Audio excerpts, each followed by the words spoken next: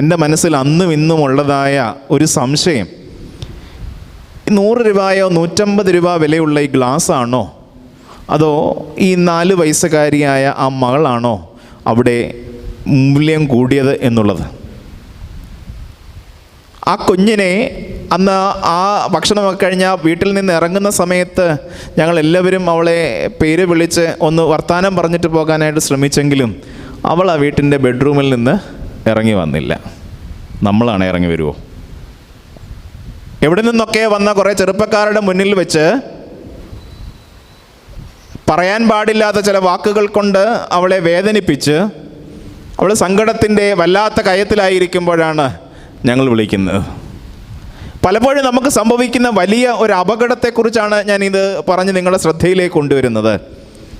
നമ്മുടെ വീടിൻ്റെ അകത്തളങ്ങളിൽ ജീവിത